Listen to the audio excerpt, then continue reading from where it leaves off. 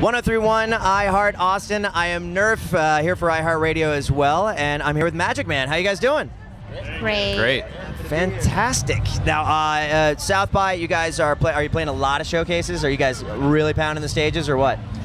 We did mostly a couple a day at most. We didn't do too many. It wasn't too crazy. That's not grueling. It's been entirely reasonable, actually. Really? Yeah. Hey, that is the first answer like that of that question we've had, and we've done a lot of interviews here. Most people are like, yes, it's a marathon. We're doing like 20 an hour, and like, you know, it's ridiculous. I think we have a great crew with us, so I think it really helps make it a lot smoother. I know some bands are sort of driving themselves around and having to deal with the logistics on their own, and that would be very stressful. Yeah, totally. I definitely get that. Now, so you guys at one point were a two-piece band, and you became a five-piece band. Why exactly? What were you going for? What was the impetus for the whole thing? Sam and I started writing the songs together. That's sort of how the band started. But when we started playing live, we played like 1 or 2 shows where it was just us playing our songs. It was like karaoke over the backing tracks, and we're like, it would be more fun if we had some live instruments here. So all of our friends are musicians just since we were in high school. Daniel went to high school with us, and he played bass, so he joined up. His brother played drums for a while. I met Justine in college, and she has an amazing voice and is a musician herself.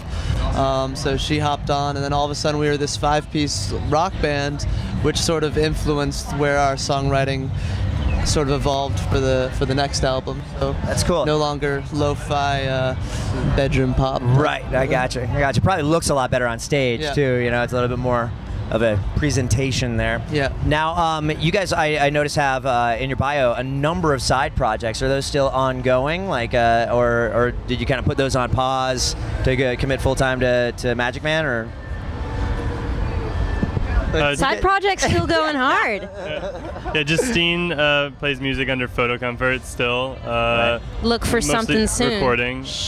I play in another band as well. Joey's a DJ. Sam writes sad piano music. Alex was in a rock band in college, so. Yeah, Daniel's actually departing very soon to do his other band, The Novel Ideas, full time. Ah, wow. Oh, well. So we're very sad congratulations. to So say sorry. goodbye. You know, condolences. I don't know which. No, it's all good. Sad and happy. It's sad and happy. That's cool. Yeah, melancholy or bittersweet. Yeah, there we go. Yeah. Definitely. Now, so you guys this was an interesting story. Like I've heard it all as far as like bands meeting each other in college, high school friends, middle school friends, met in juvie, you know, all that stuff. But a French organic farm. That's a new one. Yeah, we were traveling through the south of France for a summer. Sam, you were in France doing. Yeah, I'd been in France. I started taking French in college, and so I went to France. Alex's mother is French, so he'd been going every year. Très bon. Pas français? No. So I spent a month in Paris, and then we spent another month. Alex joined me, and we were basically traveling around the south of France, volunteering on organic farms.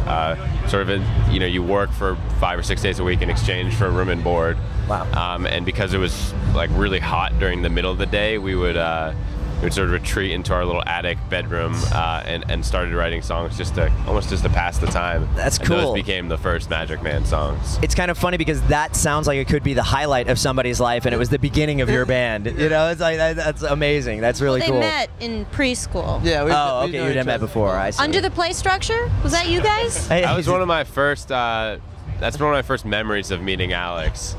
Digging for worms under the. Well, the way I remember it, and this is definitely not entirely how it happened, but this is the way I was a giant. Yeah, Alex was a large boy, and at the time he had a pretty severe haircut. Like it looked like he had a shaved head, basically. And I remember my friend Jeff Goldstein.